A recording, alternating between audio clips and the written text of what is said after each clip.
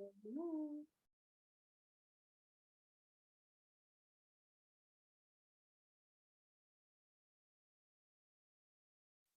right. Zoom that recording so we can put it up on the website. So firstly, hello, everyone. Thank you so much for joining me today. We're going to be talking about herbs for renewal. Just a little housekeeping. Any questions that you have, I'll answer at the end. So you can just put them in the chat and then I'll go through at the end. If you have any issues during the meeting, you can also send a message to Kelsey right here, and she can try to assist. But this is a pretty short meeting, just about half an hour. So I do want to get started because I think, yeah, we can just get into it. So I'm going to share my screen. Okay. Cool.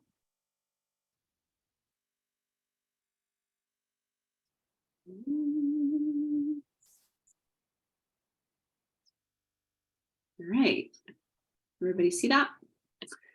Herbs for renewal. That's why we're all here. So happy spring. We're in the springtime season. And for me, part of kind of amplifying the effect of herbs or any other healing modality actually is to align ourselves with the natural cycles. It really helps to, like I said, amplify the energy of that particular time for healing benefits. So, you know, springtime really takes that winter stagnation and that kind of like composting and brings it into fertility. It helps to kind of grow what we've been chewing on for, you know, the winter months. And you know, winter is this inward focus on storage, on reflection. It's kind of a dense time. Historically, you know, our ancestors were definitely eating more dense, salty, fatty foods. You know, it's just the time that anything that you got from the harvest last year, you're eating all the way up through the springtime, and then all of a sudden, the springtime, all the greens start to come out, and you know, our systems have been kind of accustomed to these heavier, more salty, more flavorful kind of diets, especially with the holidays. So there's kind of the practical and energetic time of renewal, of moving through that stagnation and processing. So some of this topic, it's a really great opportunity for me to kind of unpack the term of detox, because there's definitely a lot of talk about, you know, detox formulas for the liver and all of that stuff. So I think about it a little bit differently. I feel like the body actually does a hell of a job detoxing all on its own. The liver is an amazing organ. We have many systems of detoxification. I'll be talking about a couple of them. So really the detox that I like to focus on is more the external detox. So, you know, the external detoxes are more like, what's in your cosmetics? What's in your cleaning supplies? You know, what kind of relational dynamics are you into that maybe are up for review and kind of letting go? Or, you know, how can you bring more healthy habits into your life? That sort of external focus on detoxifying your environment is where I really like to apply that term. And, you know, internally thinking about supporting the systems that already know, you know, from many generations, the evolution of the human body, our organs know what to do. So how can we best support them in the process of doing the things that they do best? So in terms of that, I want to talk about two different systems of the body real quick. That's herbal medicine. It's one part plants and it's one part our bodies and our physiology. So it's important for me to create the context to then talk about the plants. So we have our two systems right here. We have our digestive system and our lymphatic system. And both of these systems are really critical in our body's own detoxification process, the cyclical digestion and detoxification process. So the digestive system that you can see here on the left is just the kind of like basic breakdown of the organs. And I think one of the key points here is the mouth is actually your first digestive organ. Most people don't really think about that. It's like whatever happens, you know, down there when you actually swallow something. But that's going to be really critical when we think about bitters and the plants that really help to get the not only proper bile going for digestion, to be able to break down our foods, but also the right timing. So, you know, when we start to eat something bitter or even taste something bitter, that process that happens in the brain first of like, okay, this taste is a signal that my body is going to start to digest. So that timing is going to be really critical, because then by the time you actually take a bite of something, your body's already prepared and secreting the appropriate bile to break stuff down. Also, the digestion, the digestion and the liver go hand in hand. So the liver actually creates that digestive bile.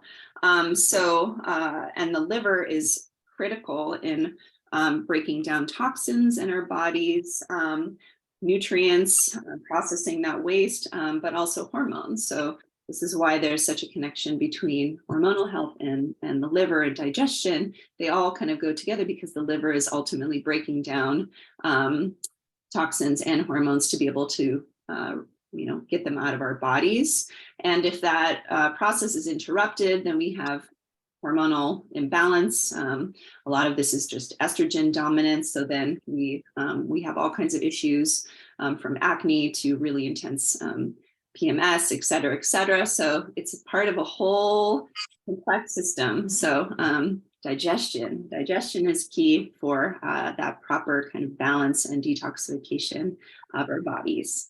And then the lymphatic system. So the lymphatic system basically has three different functions in the body. So firstly, it maintains the fluid balance of our body.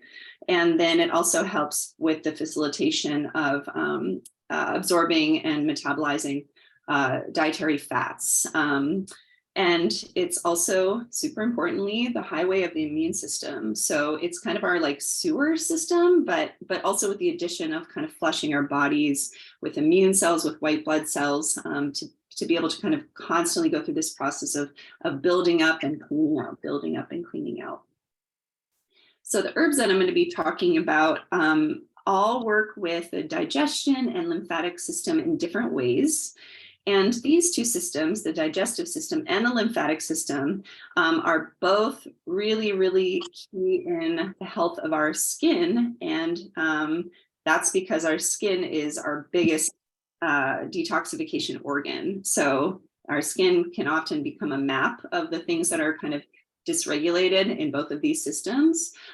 So a lot of the skin issues, psoriasis, eczema, chronic inflammation, rashes, those kinds of things can really, really be alleviated with focus on both the digestive system and the lymphatic system. So the herbs that we're going to be talking about today are easy to access, which is great. Many of them are weeds. So I'm so excited to introduce them. Dandelion, one of my favorites. So many different ways to work with dandelion. And I'm sure that you could probably look out of your window right now and see this plant, which is wonderful. Just a pro tip, dandelion is obviously very abundant, but just make sure when you're going to be harvesting dandelion, especially the root, that you know where you're harvesting it from, and make sure it's a clean place. So, there's not waste being dumped or dogs peeing or crapping on it. It's critical.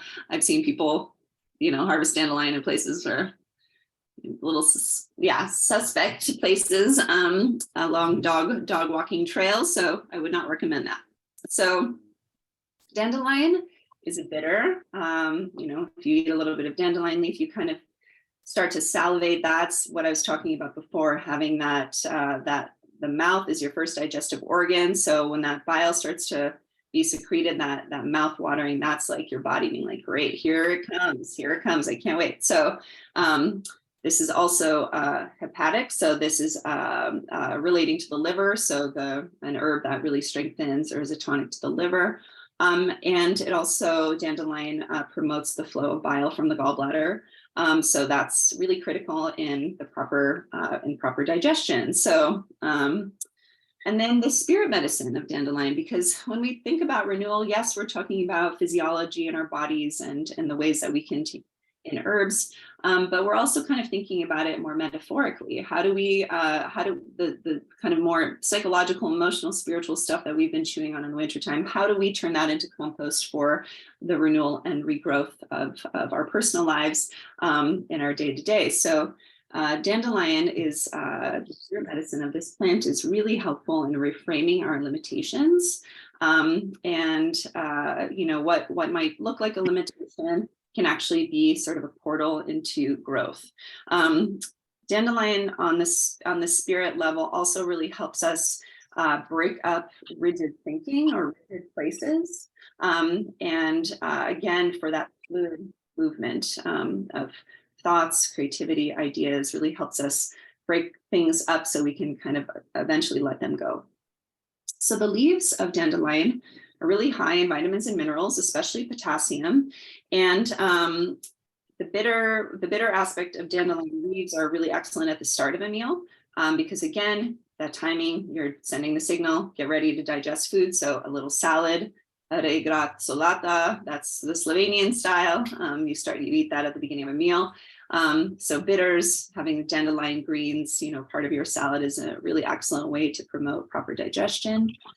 Also, dandelion greens are a really powerful diuretic, a kidney tonic. And what's great about dandelion is one of the minerals that dandelion is really high in is potassium, and that's often what is lost with diuretics. So really great, safe plant for use as a diuretic and a kidney tonic.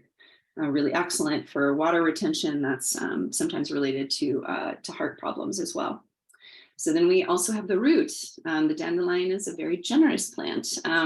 So the root is very cooling for the digestive system, the cooling to the liver and the gallbladder. So if there's inflammation and a kind of like hot and bothered sort of liver pathology, the dandelion root is really excellent for that. So it's also for folks who have like a lot of inflammation on their skin. Dandelion root can be really good at calming that.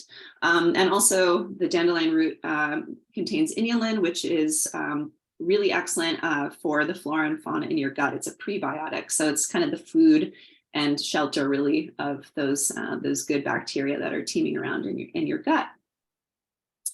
Right. Also, I just wanted to say too, I have a bunch of recipes that are per plant that we will be emailing folks after the live, so a couple of days after the live. So I have a dandelion leaf chimichurri, and then also a Just Dandy dandelion root vinegar. So we're going to be sending that out too. Horseradish. So if you've ever eaten horseradish, you probably know that it expels mucus. It helps to get those like stuck sinuses just blasted open. And horseradish is also an excellent circulation tonic. The spirit medicine of horseradish is related to its physiologic effect. And the horseradish basically promotes self-awareness and clarity that can really catalyze action in our lives. So I like to think about like that kind of, when you eat horseradish and your nose just like sort of explodes, and then like your eyes start to water, but then you see things really clearly. But then you have this like, kind of like active, stimulated look, you're kind of like, whoa, my eyes are open and now I can do something about, this stuck place in my life. So horseradish is great as a food, great as medicine, and great as a sort of spiritual or on that personality spirit level medicine for springtime, to kind of bring into action some of those ideas that maybe we've been percolating on in the wintertime. So horseradish is in the Brassica family, helpful for stimulating digestion, again, and circulation. So this root is also supercharged with glucosinolates, which basically help the liver process and detox waste and hormones. So really, really excellent. Has, I think, maybe 100 times more of these glucosinolates than other brassica families. So really excellent ally for that kind of detoxification process. Also, this is really helpful in urinary tract support, can be really good for folks with chronic UTIs, can really help to clear that out. Also, taken internally can be helpful for clearing the sinuses, obviously, and clearing the skin. So this can be helpful also in the times of allergies, can really help to open, if you're just dealing with like mild allergies, add a little horseradish, a little mix of apple cider vinegar and take half a teaspoon of that a couple of times a day, and it can help really blast out that stuffiness. Okay. Cleavers. We have like a bunch of cleavers growing in my front yard right now, just like all along the fence line. I thought that was kind of cool, just leading up to this class. So cleavers is another great diuretic and anti-inflammatory tonic to the lymphatic system. This cleavers is also, there's an herbal term, alterative, which basically is like an herb that gradually restores the proper functioning of the body and of different systems of the body and help decrease vitality. So cleavers is one of those very generous weeds and very healthful. It has a lot of vitamins and minerals, the same thing, but really helps to kind of bring our bodies like back into a more vital state. So the spirit medicine of cleavers, I don't know if you've all ever touched cleavers, but it has like a Velcro-like texture on its leaves, and that really helps it to grow. And then its seeds also have these little Velcro-y burr kind of ways that it spreads its seed all over the place. So its spirit medicine relates to that kind of Velcro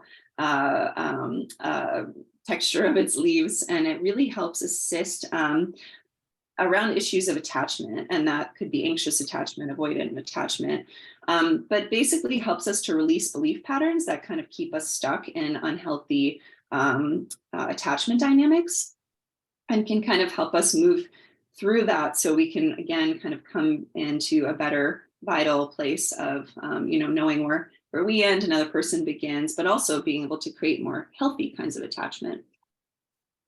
So cleavers is a really excellent lymphatic tonic, very safe.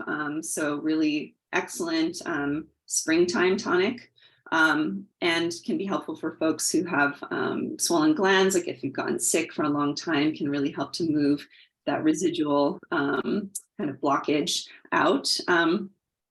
Also a great urinary tract soother. So really excellent. Paired actually with horseradish for that effect. And it helps to just reduce fluid retention. So really great, again, if you're eating a lot of like rich, salty foods, cleavers is a really great ally. And the best way, I think, to take cleavers is you can put it through your juicer. So you just get a bunch of it, you can juice it, add it to other juices. You can also just take a bunch of cleavers, put it in your blender with some water, blend it up, and then freeze it into ice cubes, and you can add that to smoothies and that kind of thing. It's a pleasant taste. It's a really mild taste. So excellent for that. Next one, burdock. I got to know this plant when I was living in Brooklyn. This was a plant that grew everywhere in Prospect Park.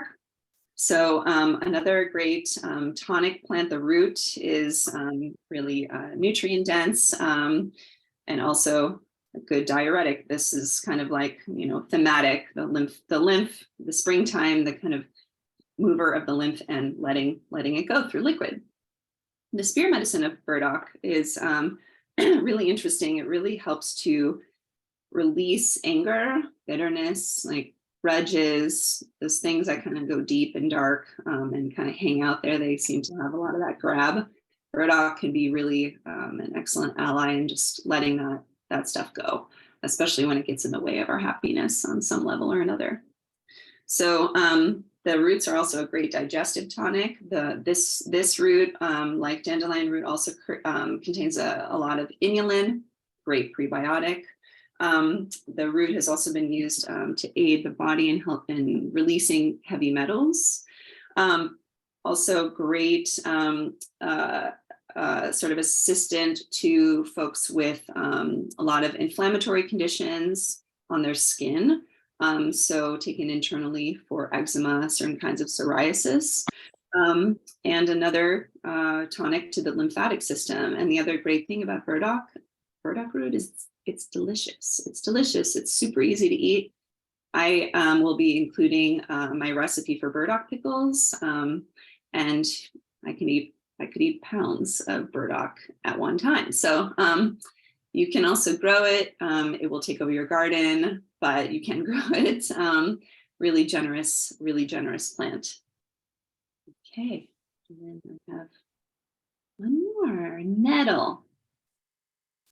So nettle is another safe diuretic. You can eat the leaves, the springtime leaves, the springtime shoots. You just need to wear gloves in case folks aren't familiar with nettle. It will sting the shit out of you. It's stinging nettle, but it's protecting a lot of really yummy things. That's why it's got such a powerful sting.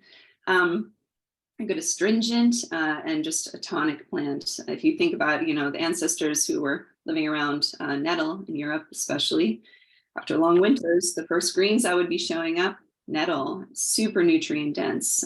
So, this plant is in my bones. It's probably in many of your bones, just with the consumption of our ancestors of this particular plant.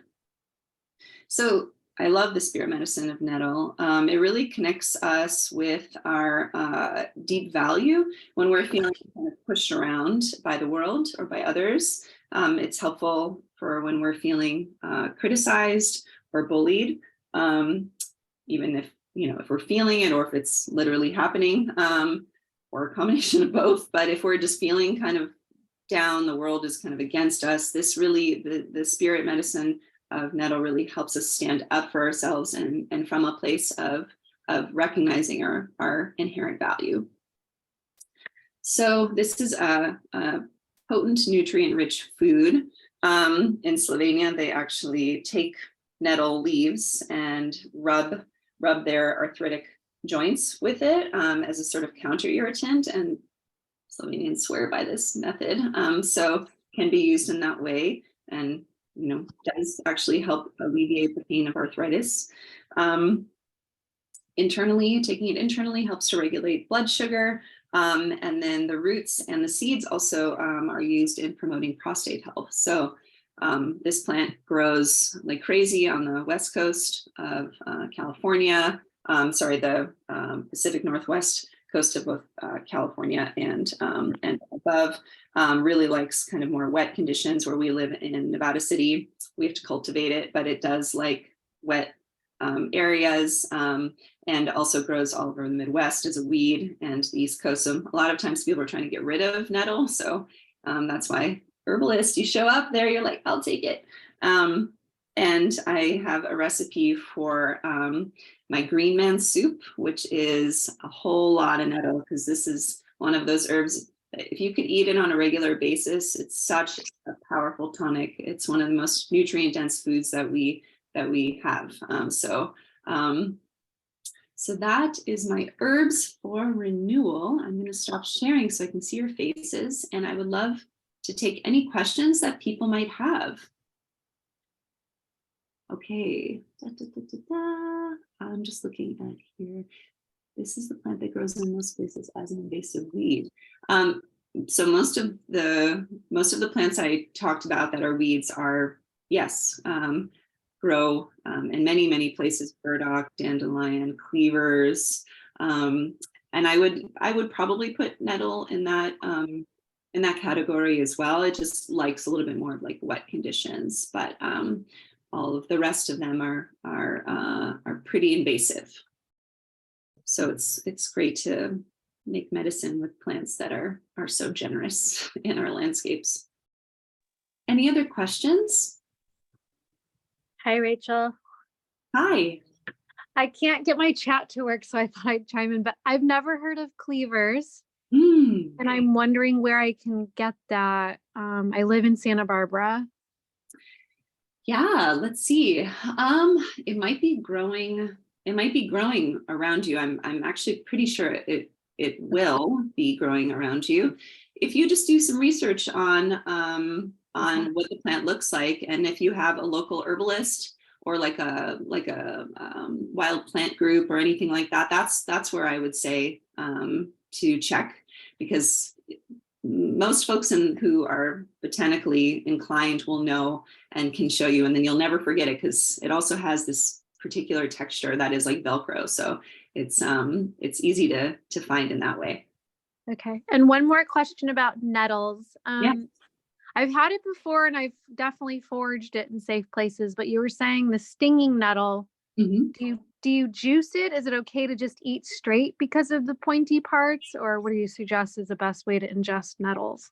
I wouldn't recommend that, just because when you cook it, it's so delicious. I Okay. also make a spanakopita with the nettle that is out of this world. It's so insane. So I would, yeah, if you're if you're gonna take nettle, I would enjoy it. So cook it, cook Okay. it. Yeah, that's Thank such a good So recommendation. don't eat it raw, cook it. I wouldn't eat it raw. It's just Okay. not necessary. And then Rihanna says, if you have a community garden near you, they probably have, that's such a good point. Check out your community garden. Excellent resource. Thank you. Any other questions? Was there any particular recipe that you all are excited about trying out? The dandelion chimichurri is like my new jam.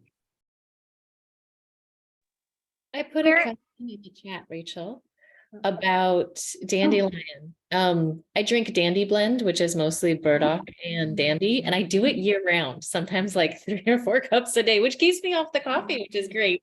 But I'm wondering if those are such lovely springtime plants. Should I pause that at some points during the year?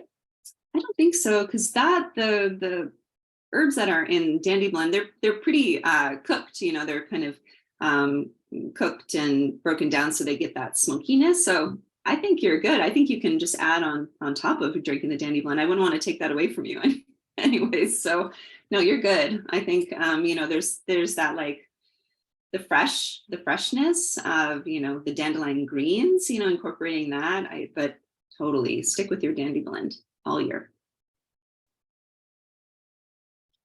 All right. Well, I have one question. Yes. Where is your recipe list, the dandelion chimichurri? I love chimichurri. I didn't see the recipe list. Is it? Yeah, we're going to send it just a couple Okay. of days from now. So you'll definitely get it. We're going to be just, yeah, making it pretty and sending it to all of you and our newsletter. Oh, okay. Thank you. Yeah, totally. And then Robin asked, are the benefits similar if I purchase horseradish from the store? Definitely. Yeah. So you can go and horseradish root is available just to buy fresh at the store. You know, hopefully it's here pretty regularly at our local co-op. And then you can just grate it. You can grate it. There is a recipe for my favorite horseradish sauce, but you can just grate it and add a little apple cider vinegar to it, or just actually just add it to a jar of apple cider vinegar. There's many different ways. For some folks, it's really, really intense. So if you add it to the vinegar, it can kind of cut back that spiciness over time. Yeah.